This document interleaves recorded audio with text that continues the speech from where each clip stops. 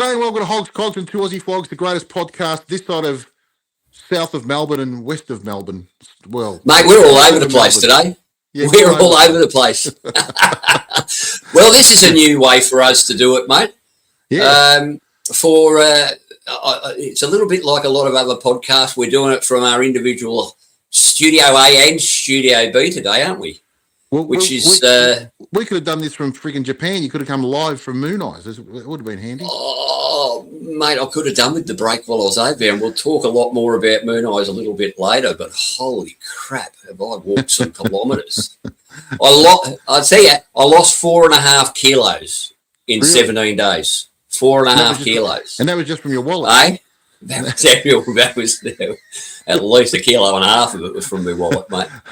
But it was yes. So we're having a crack at this due to some issues over our way of not being able to get over the pool. So we've decided to do this. So bear with us, people. It's going to be a different type of podcast. We will be back to the old way very soon.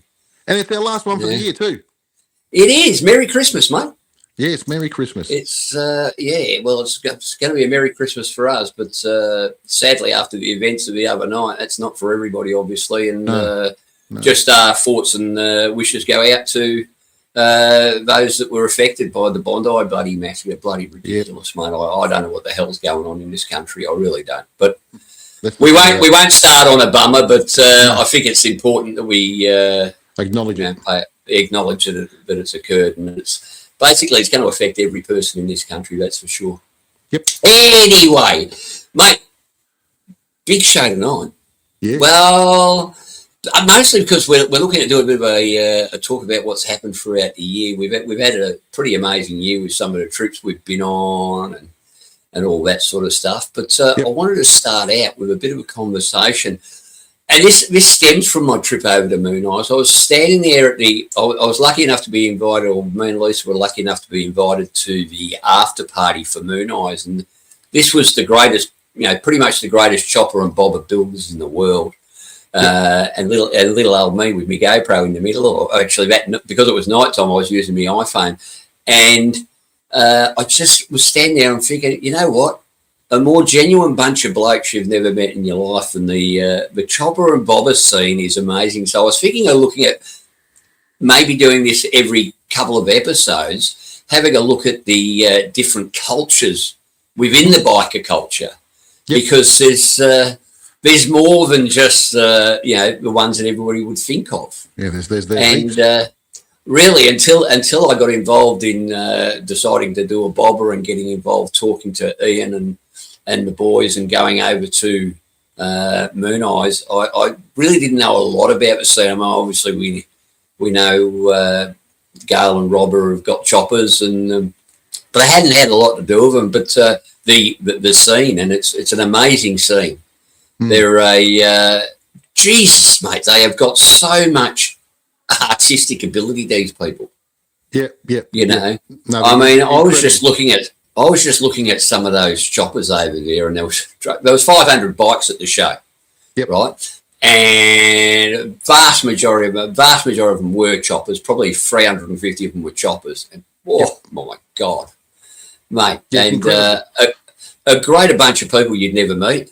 Yep. Look, you've got a chopper. I've been into it for quite a while. Like I've been, telling you. Well, obviously I built one as well, and and I've been following the scene. I mean, it's very big in America. It's not as big in Australia. I think it's sort of a fringy sort of thing in Australia. But Japan is a huge market, and that's what I said. Oh, mate, it's a massive market. And the Japanese builders. Oh my God, the skill level is just, and everybody else. I was talking to Yanks. I was talking to Australians. I was talking to people from Italy and Europe. Yep. And every one of them were just saying the reason they go to Japan is because it lifts their game. Yep. And look, I've come home and that little bobber project I was going to do. Yep. Yeah, I think it's now going to get a little bit bigger because I had that many people say to me, well, you are going to hardtail it, aren't you? Yeah. So it looks like the motor's coming out and the frame's getting chopped in half, and I might be putting a hardtail on this bad boy. Yeah, I might as well do it at the start. That's I mean, it's part of it. You know what I mean? Like you sort of have to do it because it gives you chopping. It gives you that the lines that you're after. Yeah. Look, it's I mean, it would look great, but I just think as a hardtail, and I'm looked at it, and it's not that expensive, but to stick with the genre properly. Yep. You know, to be able to actually produce something, and what I want, I'm not looking for a show bike, mate. I don't have any delusions of grandeur that the first time I make a foray into, a foray into building a bike, that it's going to be a show quality. But I would like it to be show and shine quality. Yep. You know what I mean? Something that I can take to a show and shine. I don't care if I win or lose. It's more about exactly the same thing. I'm not into, but I just wanted it to be like how I wanted it to be. Like and that's what I didn't want to go overboard. I didn't want it to be like you said. I wasn't looking for a Mooneyes bike.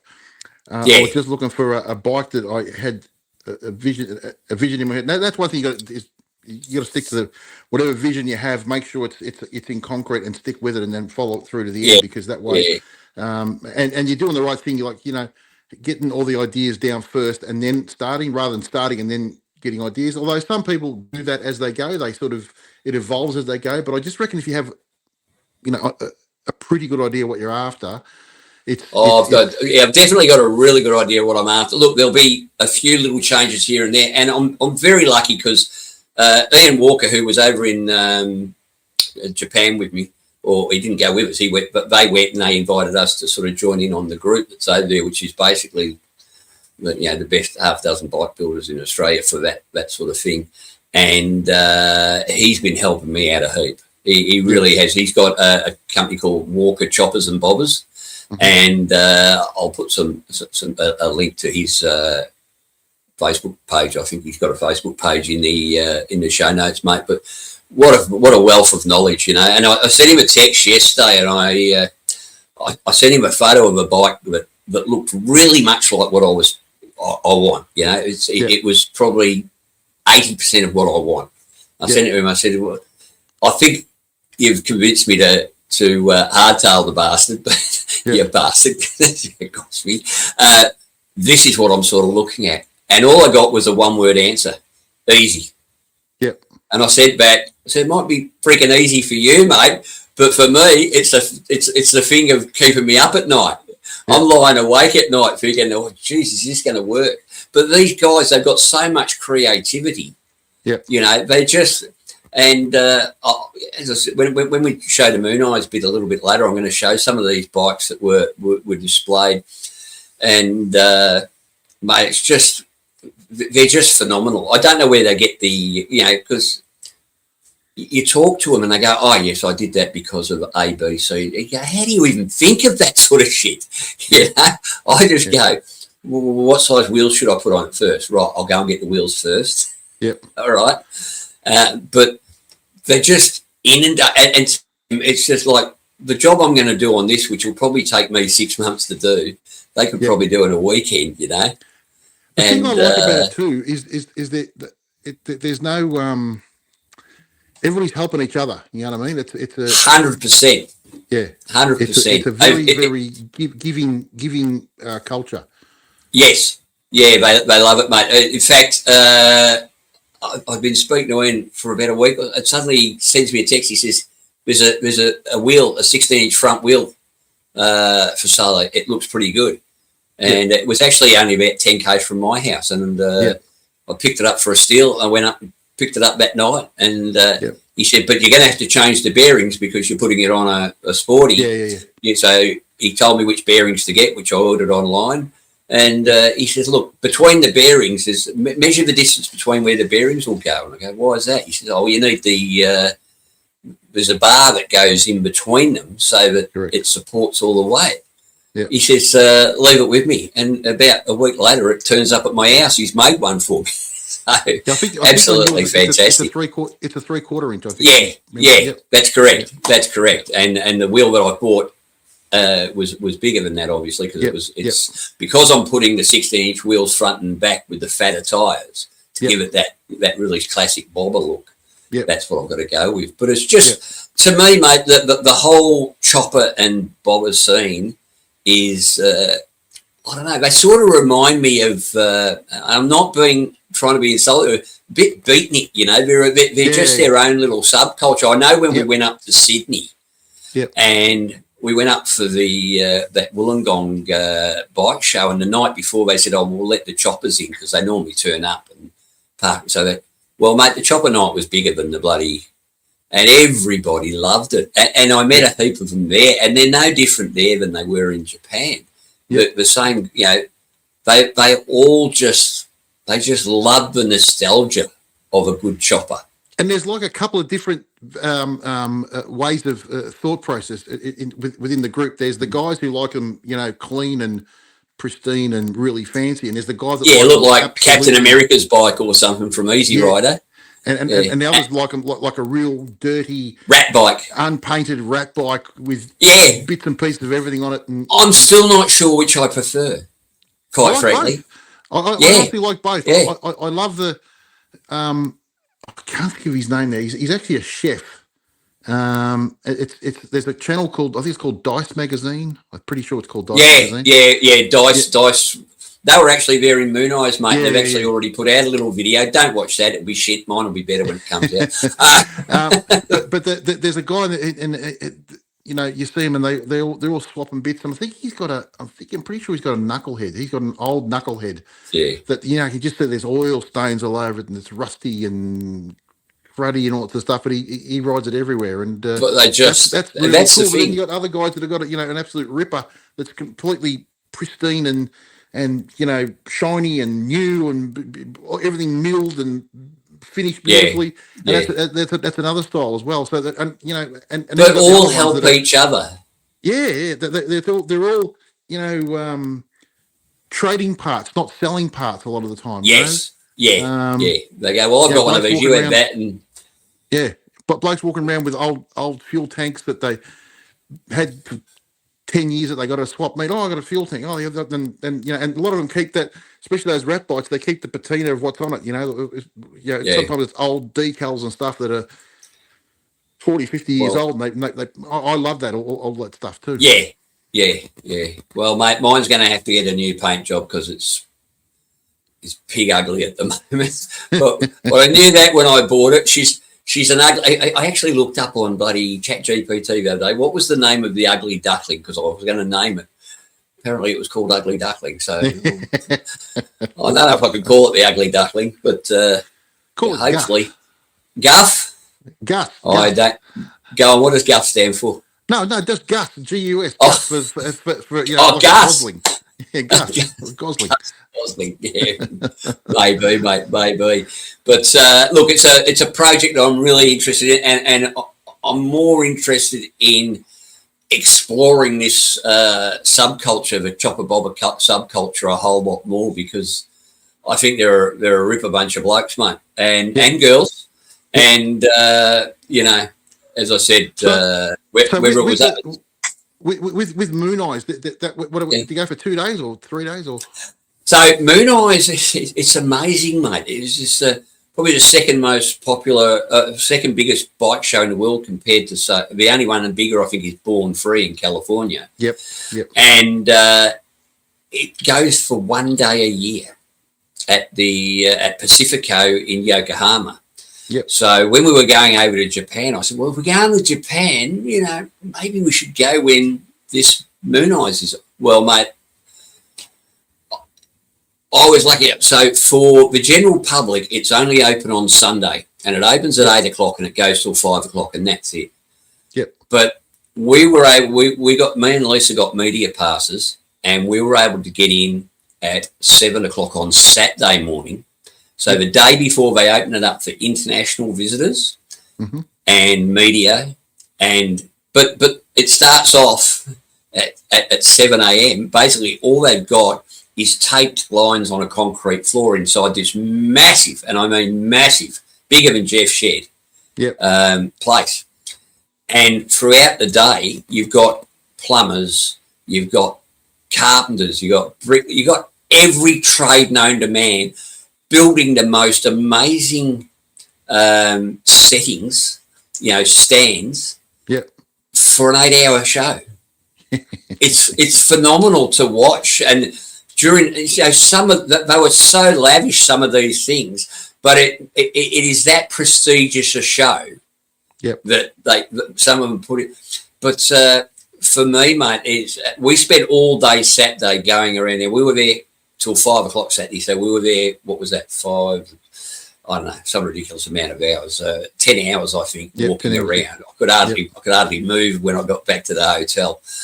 Walking around, not only looking and photographing all the bikes, but more importantly, I was talking to a lot of the owners of the bikes, and I had full access. We had full access to every one of them. There was not one that knocked me back for an interview, including.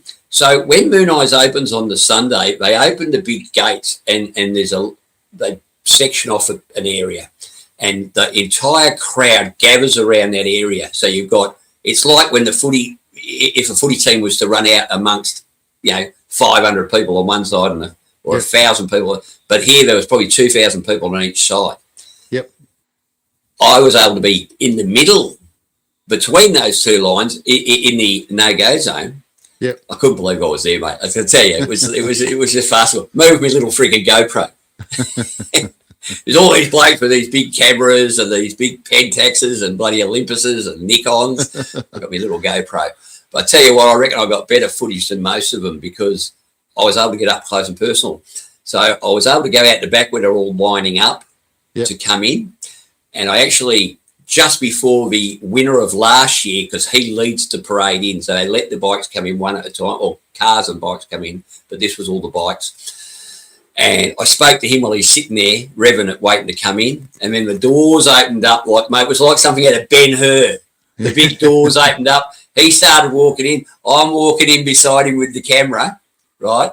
I think I can't freaking believe this, mate. All the media in the world, and here's little old Whitey from, my little old YouTube channel walking in beside. And then the doors closed. I go, oh, shit. Well, what's going on there? So I moved over to the other side. Next minute, the doors opened up again. And the guy that runs the thing is a Japanese bloke. His name escapes me at the moment, but he comes in a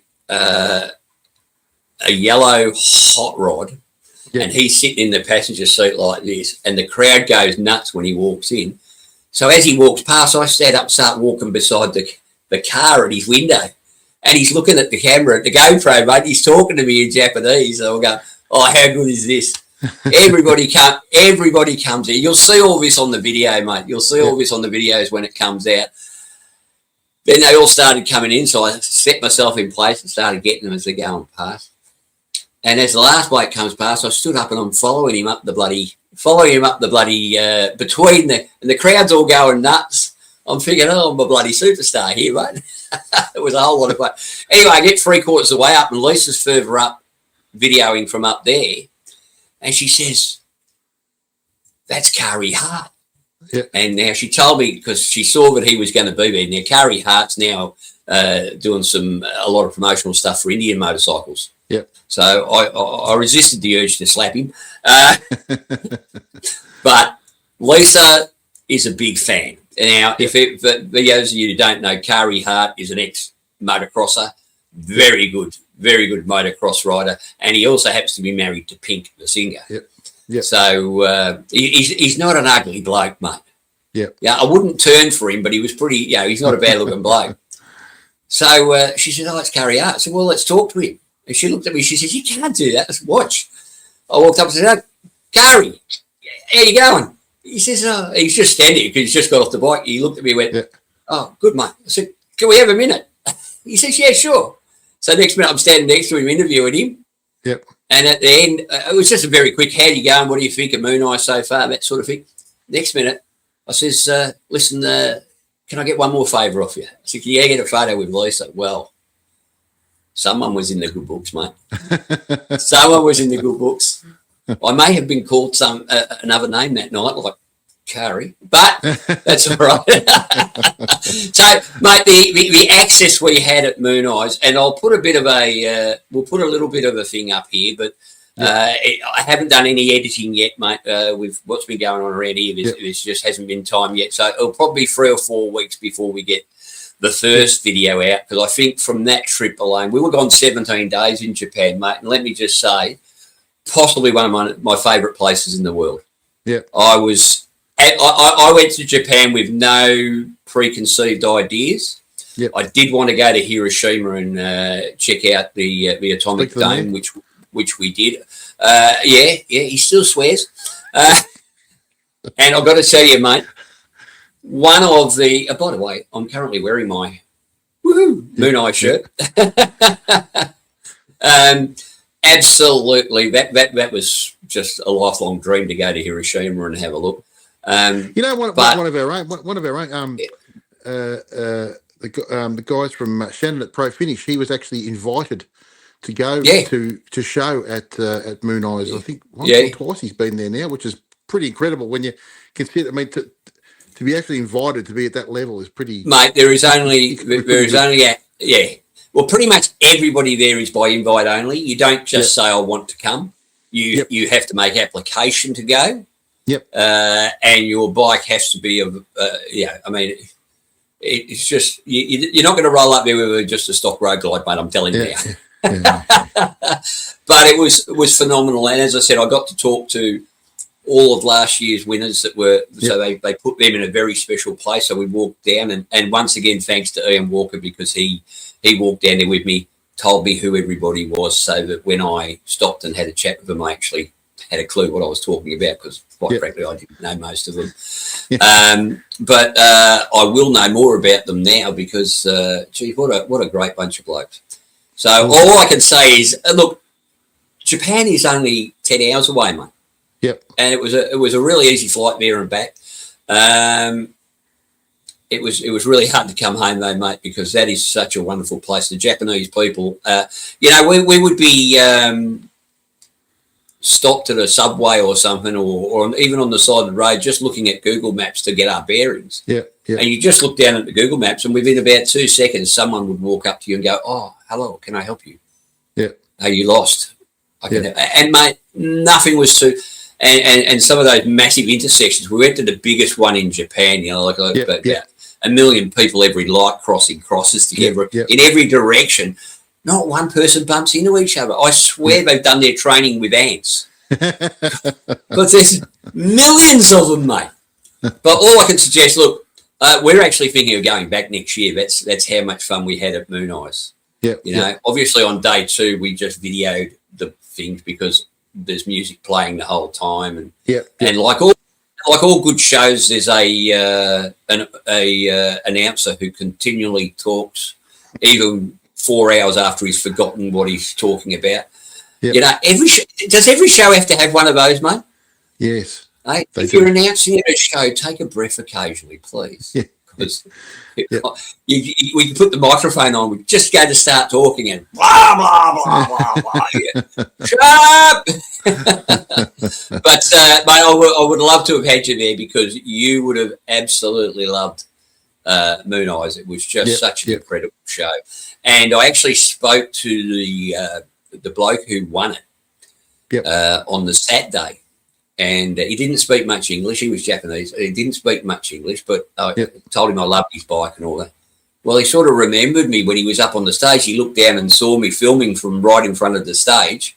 And he sort of, acknowledged. And then as he was coming off the stage, I ran around the side and got him coming off the stage, and he's given that to the camera. And it was just fantastic, mate. And I ended up being the first one to actually stand there and have an interview with him after it. And it was pretty sure. He said, "You just won Mooneyes, mate. What do you think?" And he's just going, "Yes," because it is so prestigious.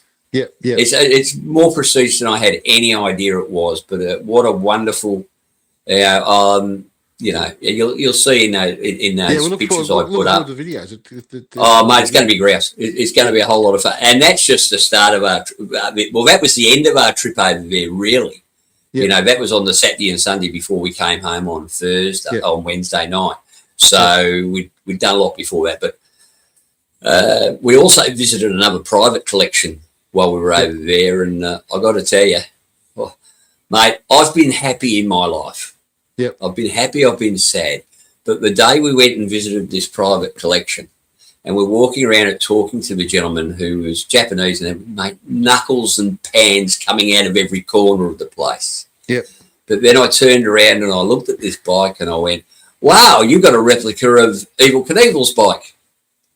And he said, no. I said, well, yeah, look. He says, it's not a replica. It was one of Evel Knievel's bikes. Yep. So my legs started going like jelly, mate, because I don't know, you probably don't know, but Evel Knievel was one of my heroes. Growing up, I had two heroes, three if I include my father. There was Evel Knievel and Muhammad Ali. Yep. All right. And then he said the thing that took my breath away. He says, have a sit on it. So I got to sit on Evel Knievel's bike, mate. Heck, and I've got to tell you, how cool was that? Lisa said, I think he's going to cry. I said, I think I am. I was shaking for an hour afterwards. To me, that was just gold, mate. And Ian just said, hey, listen, if you've not got anything huge planned today, he said, I'll shoot you an address. Go and have a look at this bloke's collection. You'll probably quite like it. He knew exactly what he was sending me to, the bastard. He was laughing when he spoke about it later, because he says, yeah, it's not too bad, is it? I said, holy shit, mate. That was holy shit balls. That was awesome. And we'll be actually putting out a video just on that visit, because there was I went there thinking I could take some photos, and within about 30 seconds I said, get the camera out there, we've got to film this, we've got to show people this, because it was as good as anything you and me have ever visited, mate. Yeah. It was, awesome. And you know what it's like when we walk into those places. You know, it was like the first time we went to Gunners. Yeah. Or the first time we went to Dave Reedy's. Yep. You know what I mean? Yeah. And there's another story that came out of it. At the end of it, I said to him, oh, yes, we had just finished. And I was showing him mine and Lisa's YouTube channel. And one of the, I thought I'll show him the one from the Bulli motorcycle show with Dave Reedy in it. And when that starts, pops up with a heap of videos, a heap of photos. No, it was Dave Reedy's place I was showing him. That's right, Dave Reedy's place. And it's popping up with a lot of photos. And he went, stop! Please go back. What's going on? He says, that bike, that bike. And I went slowly back through it. He says, that's it. He says, I missed that. I sold that to an Australian 10 years ago. Oh. So, and I said, well, that's Dave Reedy's. He says, very good. I missed that bike. You tell him I missed that bike. And I go, how's it? So he was so excited. He says, I'm going to go home and watch your whole video. I go, good. Yeah. There's actually about 80 of them. Go and watch them all. Don't forget to like and subscribe. So that's it. As I said, Mooneyes, mate, was absolutely, for me, it was a highlight of the trip, but I mean, it was one of the reasons we went over there. But to be treated so well by the entire Mooneyes team over there, they made it effortless. They made it effortless for us to go in and film and do what we wanted to do. There was no one was like, they even took us up into the rafters. I sent it to you, I think, a very short video. Yeah, I saw it, which showed, we went up into the rafters basically and videoed. Yeah. And I've got to say, another shout out to a bloke. We spent a lot of time, one of the blokes I spent a lot of time over there was Jim, who's the photographer for Live to Ride magazine. Yep. Mate, geez, can he take a photo or two? Holy crap. I kept having to charge his battery pack for him because he was going 10 to the dozen, mate. But I tell you what, mate, I'm looking forward to that edition of Live to Ride magazine, because he was there as long as we were, and he was having just as much fun, I'm telling you. There's a guy that loves his bikes. Yep. So shout out to Jim, mate. You're a ripper bloke. And what happened in Tokyo, I'll stay in Tokyo, mate. So that's that, mate. So yes, so I've come home pumped to get working on this bike, and shortly after New Year is when we'll really start. couldn't help myself though, mate. I've fired. I haven't shown anyone the bike yet, but I'll tell you, this Sunday morning we're releasing the first video on our channel about the build and how I located the bike and that sort of thing. So it's only a little 9-minute video or something. So if you've got nothing to do on Sunday, don't get out of bed, grab the iPad and have a look. I'll put a link up on the Hogs Cogs Facebook page. But Well, I've purchased a new bike too. Wait a sec, I was only gone bloody 17 days. What have you bought? Mate, it's a beast. Roadster? No. A road glide? Another road glide? No, got a road glide. Another chopper? Sort of. Coming to the bother world with me. It's a postie bike. Hold on. I'm sorry, mate, but I've just had this vision of two tyres sticking out between your butt. How are you going to ride a postie bike? I have signed up for the Postie Bike Challenge, which is in March. It's end of March sometime. The one that's I haven't told anybody yet. I've just you've just told the whole freaking world, mate. Yeah, I know. Paul from Bridge Builders contacted me. He said, "Listen, we'd love to have you on board. You know, if you can somehow swing it, would you come on board?" So I said, "Yeah." Swing it. Shit, now I've got to buy a bike. Yeah. So I had a look around and found one up in Melton, and the guy made the seriously poor bike. large. He made the seriously large mistake of telling me he was leaving the state in 2 days' time. And I said, so how much do you want to sell it for? Anyway, I got it in a song. So I said, well, your choice is either you can sell it to me that, or you load it up on a trailer and lug it with you. So that'll be coming up. We'll put some in the next show. We'll put a link up and where you can donate money for bridge builders and all that sort of stuff. And I'd really appreciate people getting on board for that, because it is a really mate. Good cause. Sorry, mate. You're going to need a pit crew. I've got to come and see this. I've got to come and watch. How many days is it? 4 days or something? I think it's 4 days. Yeah, 4 days. 4 days. 4 days of watching you with a big red suppository. I can't wait. I'll be fucking crippled by the time I get back. Let me say, mate, I look like an elephant fucking a monkey, fair dinkum. Like it's just, it's a tiny little bike. Mate, I'm looking forward to that. I'll do a bit of work on it. And when's that going to be? Cleaner. Sorry? When's that? The ride? When? Yeah. It's in March. I think it's towards the end of March. Okay, cool. I'll put all the dates up in the next show, but I just wanted to sort of let everybody know that it was in the works, and mate, that'll be awesome. And Zap's doing it again. Hey. Yeah. Yeah, he's doing it again. So he was the one that kept. Oh, he's going to have to massage your body, mate. He will. He will. I'm going to take some baby oil and some deep heat. Well, I know what the deep heat's for, but I'm absolutely too scared to ask what the baby oil's for.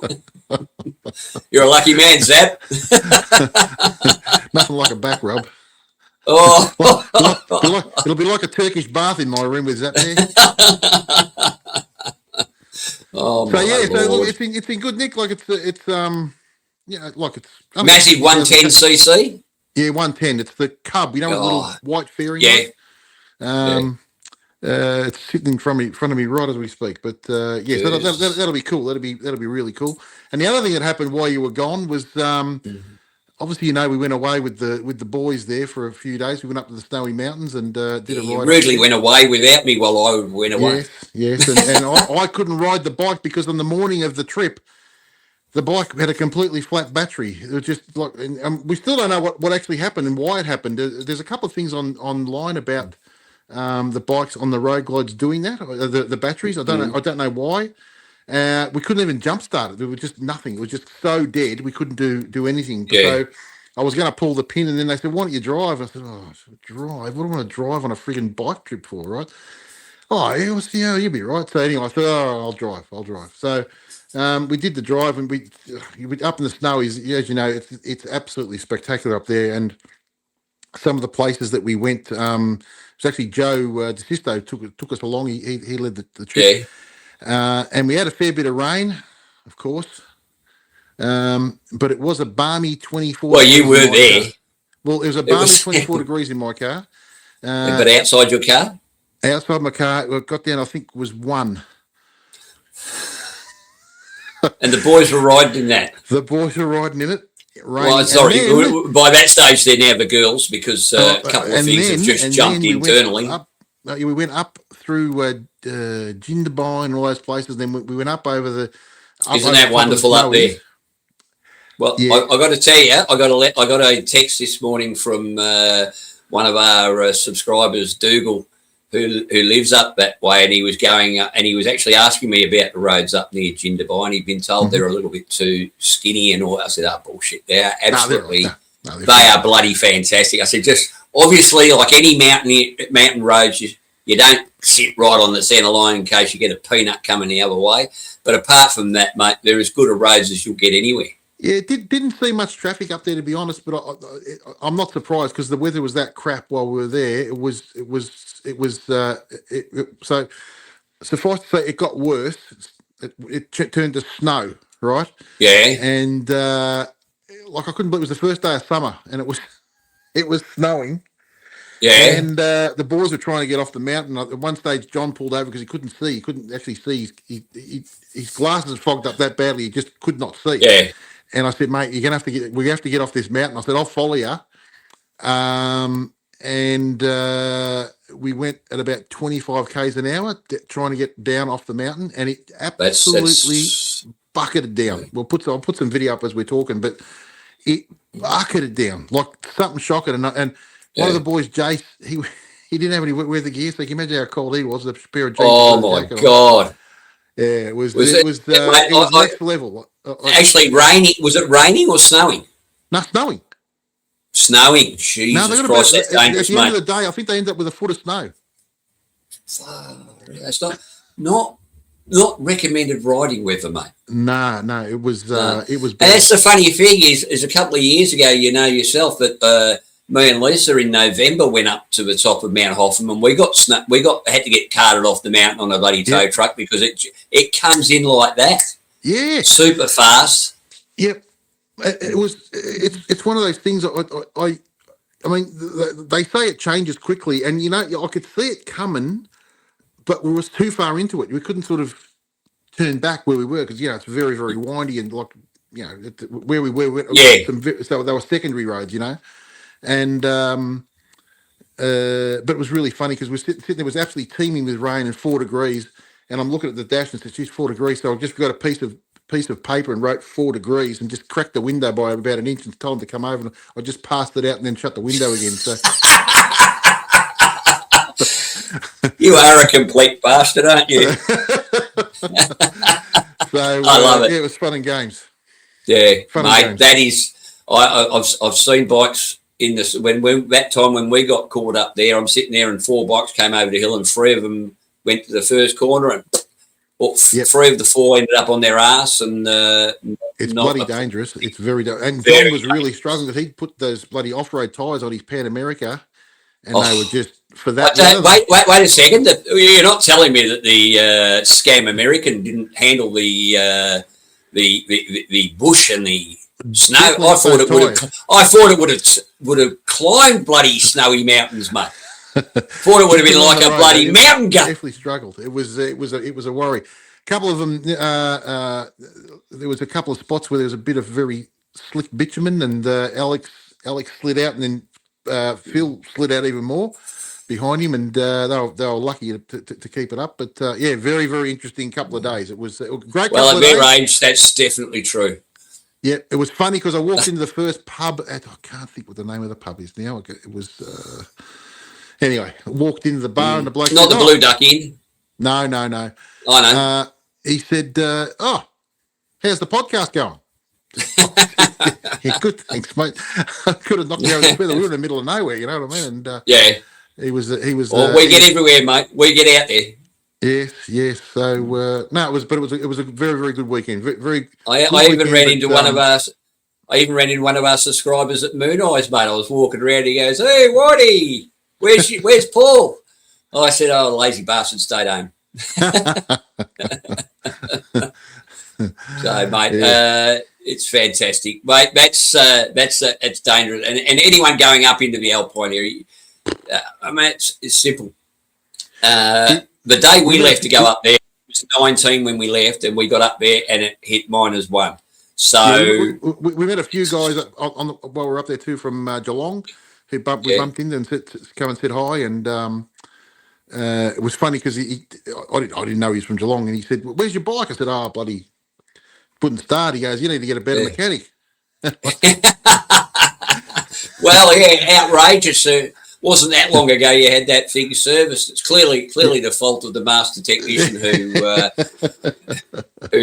left it. Tell the truth, you left the freaking key on again. No, I didn't. I still to this day don't know. I never got any bloody sympathy when I did it at bloody where were we, up at the bloody Mad Max Museum? At least mine was off. You left yours on. Yeah, so I had an excuse. I was a dickhead. You didn't. Well, you were at home, mate. Why isn't it hooked up to a tender? I got 3 of my 4 on tenders. It was only off the tender for a week, and that's what I couldn't understand. Yeah. It's only been a week. What's that? I thought I dropped the cell. I didn't know what happened, but anyway, we got it going again. You charged it up, and she's all good. Yeah, it's all good. All going good. Until the next time you're feeling no problem. Don't know what happened. It was weird. Hate it when that happens. Now, that sort of shit. Broken roads and broken promises rally. Mate, it's on. We are not. Let us just say this: there will be no more delays. No.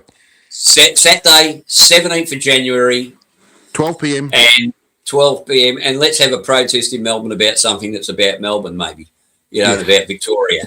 Yes. Because you know what, mate? I personally think we should be banned from protesting about anything that isn't related to the country you're bloody living in. Yeah. Or you're protesting it. I tend to agree. I tend to agree, mate. But look, this is for all bikers. I don't care what you ride, whether it be like Paul and his postie bike, or me on my Manly Road glide, a chopper, a bobber, a bloody a Vickler, or whatever you want to bloody ride. A car. Get your ass. A car. I don't care how you get there. Truck, 4x4. We need bodies at this, because if we don't have enough bodies there, people are just going to look at it and go, psst, psst. Yep. Two dickies on a soapbox. Yep. Now, we've pretty much secured one politician, but look, more importantly to hear from is, more importantly to hear from are people that have been victims of the state of these roads. And you know what? No matter how many times the bloody Allen Labor government sit there and say, oh, there's nothing wrong with our roads. It doesn't matter how many times you say it. It doesn't make it bloody true. The roads are shit. They're still shit, and they're not going to get any better. Well, Colin actually rang me. Colin rang the other day. He was down in Hamilton, and he said, "Jesus, you guys, you're right about this bloody road." He goes, "It's frigging horrible." I said, "Yeah." Well, that Hamilton Highway is disgusting, mate. and but the thing is, they're still fixing it with if you've got 60 little potholes in a road this big, they're freaking well fixing 60 little potholes instead of stripping it and rebuilding it. Yeah, and they wonder why 2 weeks later you go back and it's just as stuffed. It's just ridiculous. Idiotic. It is. So what? There will be many a rise. Everybody needs to subscribe and look or what do you follow our Facebook group, Hogs, Cogs, and Two Aussie Flogs on Facebook. In regards to this, we're happy for you to follow and unfollow when it's over if the rest of the stuff in there doesn't interest you. But we're going to be putting all the information there of all the rides. We've got the Red Knights are still on board with helping us out. Yep. We really need as many. If we could get, back in the 80s, the MRA used to get 5,000 to 10,000 people, bike riders. Yep. We need to replicate that. We need 5,000 to 10,000 bikes in Melbourne. All right, and we're not going to cause an absolute scene and a shit fight, but what we're going to do is we're going to be heard. Yep. All right, and they're going to see that there are votes in this, because any government that can't even keep my bloody roads safe when they still want to, like I'm going to go get a road review for this bike before I start doing anything to it, so I can get it registered first, right? Now, I've got to have that bike roadworthy, but our roads aren't bike worthy. No, not even close. It's just that, and we're just losing people hand over fist.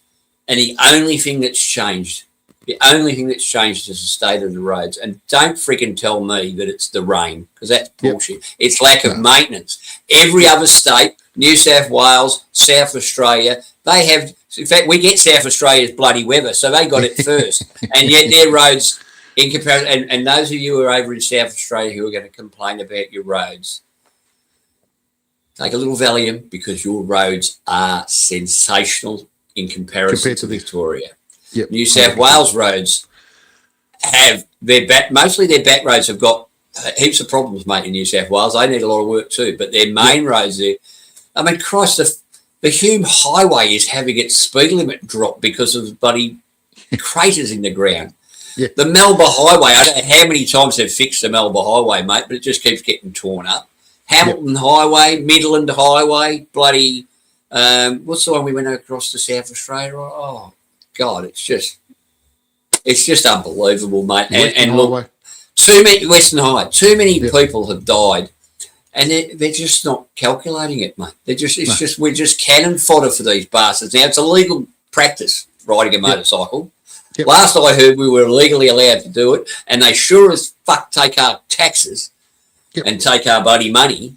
So then, whether it be registration and insurance and bloody bullshit, which is one of the other things we're asking to be removed, is the bloody bullshit safety levy, which is doing nothing for motorcyclists, quite frankly. No. They keep coming out with, oh, yes, but this bit of road. Well, that's one piddly little bit of road. You've got every motorcyclist in bloody Australia. And half the stuff they're doing is going, well, we put new road signs on there. Well, they don't benefit the car drivers? Why is only motorcyclists paying for that? That's bullshit, mate. Yeah. So we need people there. And now, I was going to say, if anybody knows, there's an MP who's been banging on about the roads. His name's Joe McCracken. He's an MP. So if anybody knows Phil's him, brother, I'd love to get him along. Yeah. Well, mate, I'll sit down next week. Hopefully, I'll have a little bit of time, and I'll make see if I can't get some contact too, because we need a couple of. I want someone from the bloody opposition to come forward and go, we are going to fix this problem. It's no use going, the Labor's doing a shit job. Yeah. I want them to commit to friggin' fix the problem, because you want me to vote for you. What's the point of me voting for you if you're not going to do any more than the dickheads that are in power at the moment? Yep. Now, this bloke's in Ballarat. Yep. Right? He's a member for Western Victoria. Surely somebody that listens to us knows him. They'd have to. Yeah. It'd be good if he can get in contact with us. We would love to have him along, mate. If he's on side, we want him along. Yeah. But don't just come along, mate, as a thinking it's about votes. This is about lives. This is way more important than a bullshit election. This is about people's lives. And until we get these roads fixed, we'll hold you to account after this. Yeah, he's been banging on about roads for a long, long time. And his area, that Western Victoria region, that's probably one of the worst. So it'd be well worth him turning up. Yeah, 100%. And I tell you what, we'll give him a soapbox that he can stand on, and he can have as long as he likes, mate. Yep. But mate, there's been a bit of a lull the last few weeks because I've been away and we've had a bit of a break. The breaks are over. Yep. We are now focused 100% on the 17th of January. Yep. We are now focused. We need anyone that wants to help out. Let us know in the comments or shoot myself or Paul a direct message. Yep. All right. We answer every message that comes through, and we don't need a little bit of help on the day. But what we really need is for you to not only get along, but we need you to get to your mates, get on Facebook, get on Instagram, whatever your bloody social thing is. Get on the phone, talk to your mates, and go. You know what? We need you here that day. Yep, we need you here because don't friggin' whinge about it if you sit at home that day. Yep. Right, and have a sleep in. And by the way, we set it for 12 o'clock so that you could have a bit of a sleep in anyway. Yep.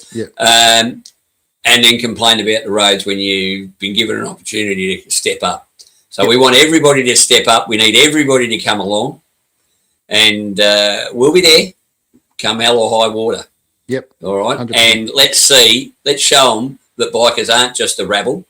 Yep. You know, we're going to come on. We're going to express ourselves plain and simply, but we're going to demand they fix the potholes, they fix the roads, they make it safe for us, and they remove this ridiculous levy. Yep. 100%.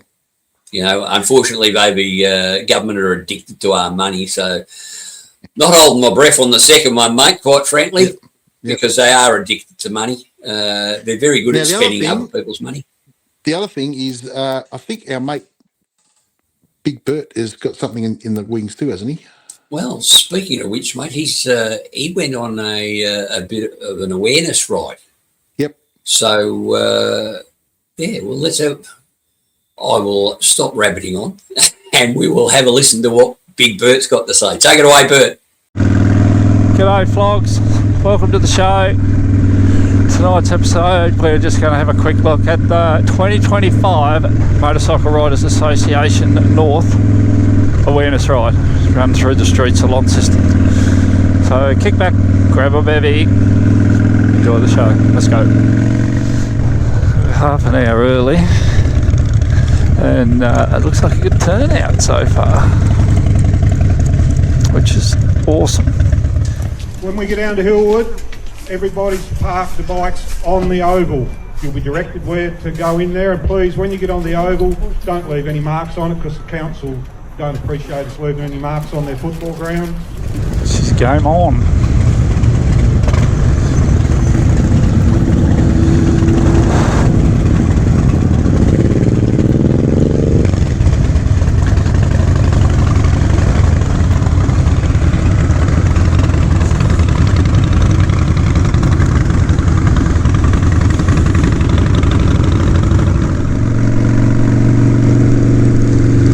They got them pulled right up.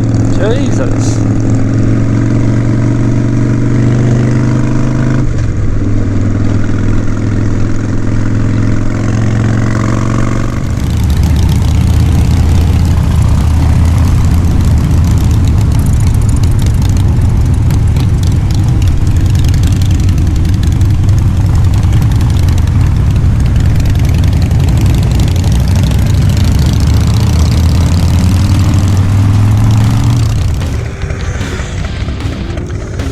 I reckon that might be the final pack.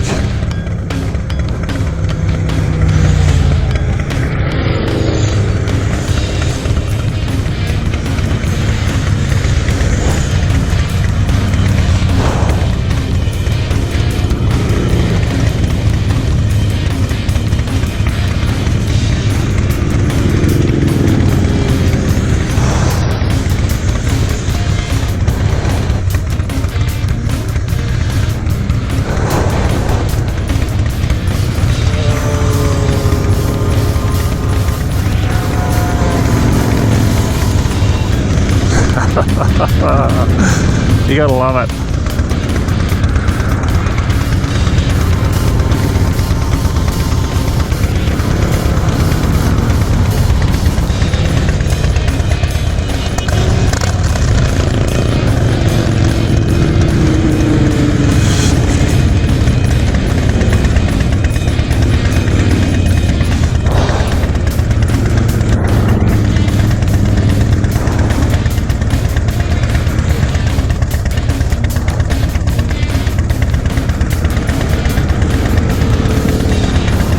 And still they come.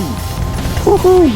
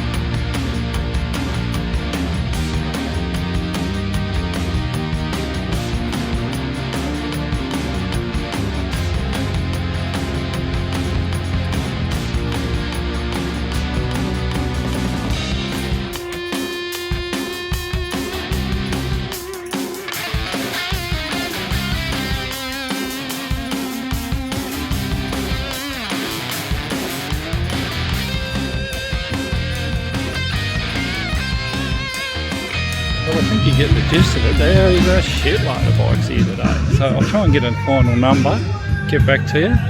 But I'm going to go and have a look around and price a couple of raffle tickets and see if I can't get in the winners.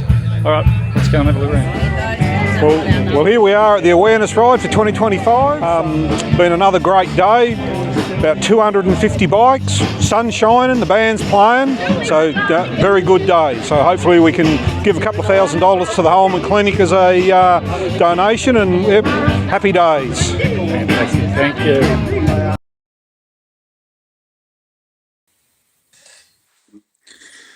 All right, well, that was good.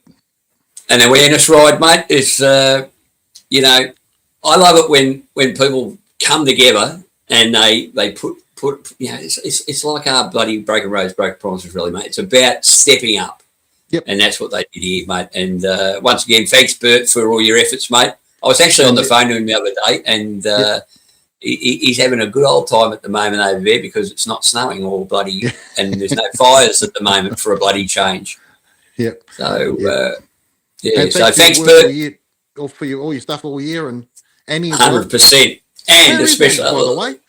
Well, she's back in the country, mate. I haven't heard from her. I did ring her the week after, I think it was the day after she got home, but I haven't heard from her. So I must give Annie a ring. We need to get her back on the show. So Merry Christmas to you, Annie, wherever you are, because, you know, she could be bloody riding a dirt bike around the bloody Kalahari freaking desert for all we know, mate. She could be. She could be. Now, did you want to mention something about Brothers Inc.? Well, mate, I just want to do a bit of a shout out, you know, like, because South Australia, their big toy run for the year was cancelled, and the boys from Brothers Inc. Stepped up, and mate, they had a massive, and there's a bit of video footage which we'll try and get hold of and put up over the top here, but they had an absolutely massive turn up, and I just wanted to say, you know what it's nice to see is a motorcycle social club go, you know what. This thing's gone to the gods, the bloody toy run. Well, we're not going to let it. We're going to actually do something with it. And they did a ripper job, mate, from all accounts. Yep. Now, I know we had, I think Murdo was going to try and get along, but if we he couldn't get along. He had something on. He couldn't get along? Okay. I know the guy asked me if I could come across. Mate, if I wasn't in Japan, I'd have been there, boys, and hopefully I'll be there next year because I definitely want to get back over to South Australia as soon as possible, mate. I love it over there, and you know, whether it be hard this time of year because there's so many things on, and you just can't get there. Well, mate, I was doing rallies, runs, and events the other day, and over the last weekend, 13th and 14th, there was something like 12 or 13 events on. Most of them were toy runs at different parts of the country, but there was just stuff on everywhere. Yeah. And look, we get lots of invites to all these sorts of things, and we really appreciate it, guys. If we can get there, we do. You know, it's just hard. Yeah. Well, certainly a bit hard when I'm in Japan, but it is hard because we also do have another life, the boring one, you know, the regular family man. There's also a Christmas event coming up too for the guys down at where was that? You told me the Japanese riders, vintage riders. Oh yes! Now tomorrow morning, Thursday, the 18th of December, the Victorian Japanese Motorcycle Club, which holds that event down at Tooradin, and some of you will have seen the video I did on that the other week. About 4 or 5 weeks ago. They are open every Thursday. And basically everybody just rocks up. Yep. But tomorrow, tomorrow is their Christmas do. So they're going to have a band. They're going to have sausages. The coffee shop's open, and they're expecting something like 500 bikes down there. Oh. Now I would love to get down there, but it's up in the air at the moment whether I'll be able to, but if I can possibly be there, I will be there on Thursday morning, tomorrow morning, because, mate, it's just and you don't have to have a Japanese bike. They'll make you an honorary bloody samurai for the day. I've just been to Japan, so I'm able to go. No, look, it doesn't matter what you're riding. Don't matter what you're riding. There are everything there, from BMWs to Harleys to Triumphs to every known bloody jet bike that I've ever had in my life. There's a version of each of them. And look, just if you're doing nothing tomorrow morning, and I'd suggest it'll probably go till 2 o'clock or something. Yep. Get yourself down to Turin. It's a nice little ride out there anyway, and you can go down, enjoy yourself down at the bloody at the meet there. Get yourself a coffee. On the way back, stop at the ice cream shop on the corner. They make a ripper ice cream. Chocolate and vanilla is my favourite, by the way. But mate, absolutely sensational. Absolutely sensational meet that is every Thursday. In fact, they're even going to be open next Thursday, Christmas Day. And I said, what, you're going to be open Christmas Day? He said, well, there's a lot of people that don't have anyone. Yep. And I went, you know what? How good is that? Awesome. And I said, well, but you're married, aren't you? He goes, yeah. I said, well, you might not have anyone at the end of Christmas Day because he's going down. But what an absolutely fantastic thing. So to any of our viewers out there that don't really have anyone or everybody you know is tied up and don't spend Christmas Day alone, get on your bike and ride down to Turin on Christmas morning. It'll be bloody fantastic. Yep. I wouldn't mind getting down. In fact, yeah, I'll be down that way anyway on Christmas Day visiting relatives. So I might even poke my own head in on Christmas Day. Yep. Don't let her hear that. But I just think it's a sensational thing, mate. And to have the foresight to say, you know what, there are some people that would enjoy some company on Christmas Day. I think it's brilliant. I went, you know what, how bloody good is that? So huge kudos to the blokes down there. And I see Andy Harding, just a bit of a shout out to him. He's another YouTuber, and Andy gets down there. I think he's done about three videos down there now. I think he just loves the place, you know, and I don't blame him. It's absolute ripper.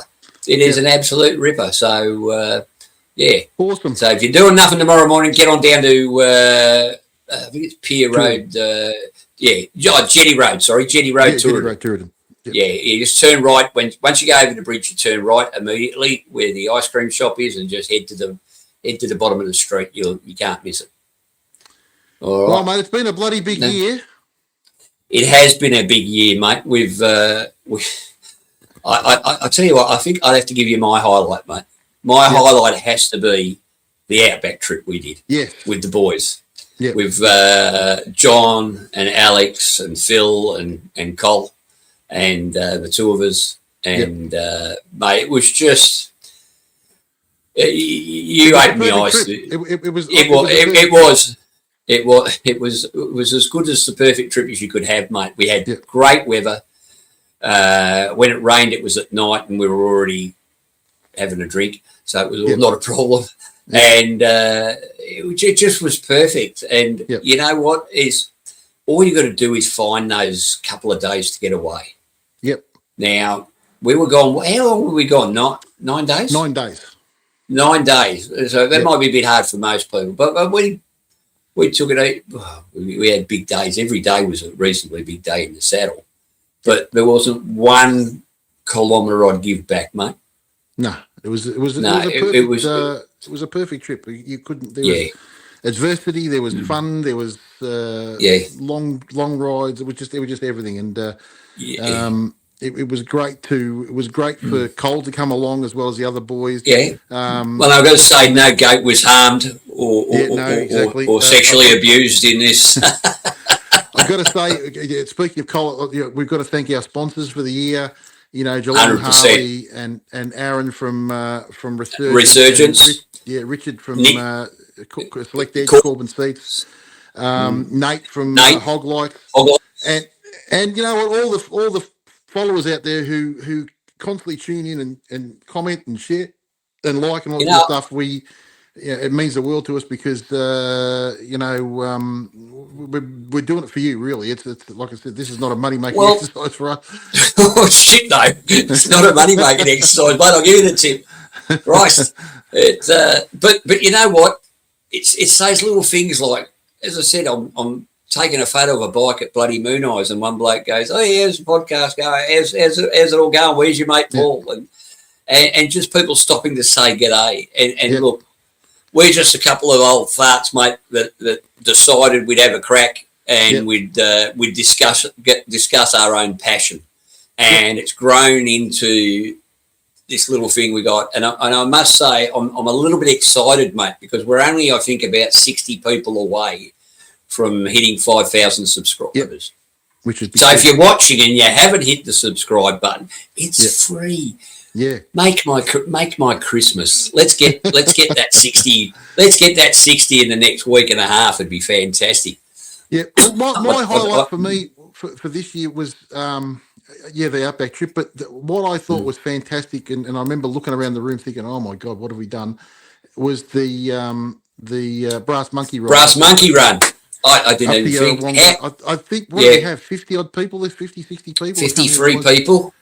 It was, just watching everybody. That the only reason that they were there and they knew each other was, because they started following this stupid little channel, and just to see everybody talk that never met before, all in the one room. That was the thing, mate. Is the people that met, and you had, blokes that were from business talking with blokes that were tradies.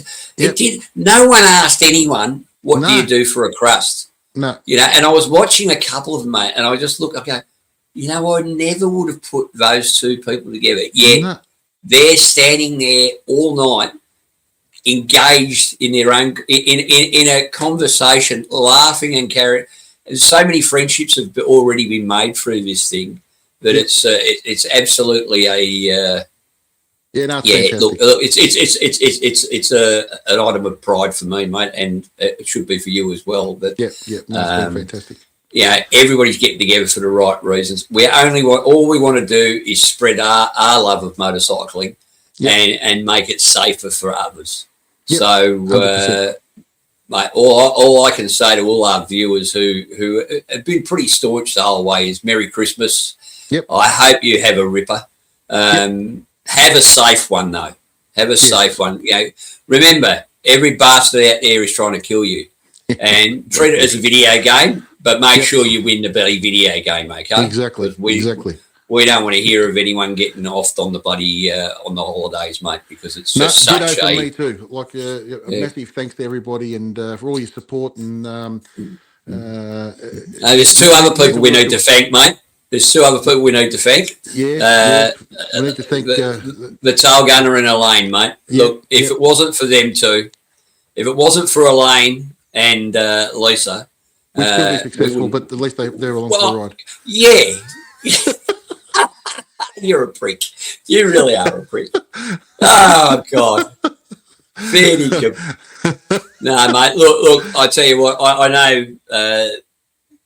It's funny though, because over the last couple of years, they've become more and more involved in our own individual channels and more in the, a lot of the back organising of some of the things we do, is done by the girls. Yeah. And we couldn't do it without them. So we're sitting there talking. We're sitting there talking, and they're going around organising shit for us. The tables for dinner and food for bloody people and Christ knows what. That's right. We're just sitting here on a chair talking shit, and they're doing all the real hard work. Exactly. So thank you, ladies. We love you both. And mate, it's been an absolutely huge year. Have I missed something here? Let me just have a look. I don't think we have. Oh, there is one thing we have not spoken about, mate, is our raffle that we're running for our bikers raffle, which all the proceeds are going to the Indian Crusader and the Partisans. Yep. And we've sold about 100 tickets. That ain't enough. We need to sell a shit ton more. So I'm going to put a link in the show notes. If you can, it's $10 a ticket. Yep. 6 for $50. Yep. Or I think it's 13 for $100. But they're on our website. They're on our merch page. Yep. And by the way, we've got some new merch coming, mate. Yes. We've got some samples in, and I'll put them up on the merch page soon. But we're going to have long sleeved t-shirts, mate. Good. So they'll come in handy on the next Brass Monkey Run. Yes. Yes. Right? And look, if anyone's got any suggestions for the show, well, we've got you here. whether it be for a ride similar to we do the Brass Monkey Run in winter. Maybe one of these days we have to do one in the summer, mate. I don't know. The Dusty Dingo. Or at least the Dusty Dingo. Yep. Well, we might have to look at doing the Dusty Dingo, mate, something at summertime. But look, the place to put them in the comments or put it on our Facebook group. We love using the Facebook group because we can communicate real time to all our viewers, and it's absolutely fantastic. It really is. And some of the conversations that come up on there, by the way, some of you are very cruel, very cruel. And occasionally, suddenly, we'll have little competitions on there and little giveaways and that. So it works hand in hand with the YouTube channel. But please, as I've said, look, if you're not subscribed to this, even though you watch us a lot, if you haven't hit that subscribe button, please do. It really does help because the more viewers we get, the more we get pushed on the algorithm, the more people we get pushed out to.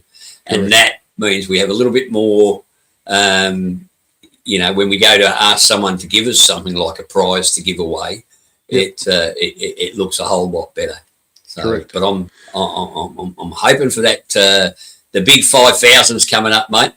Yep. And that'll be very exciting for us. No worries at all. We've worked fairly hard on it. Yes, we have. It's been a good year, mate. Yes, it's been a great year. So Merry Christmas and a Happy New Year from me. And from me. And from Hogs. Cogs. And Two Aussie Flogs. Ciao. See you guys. See you guys.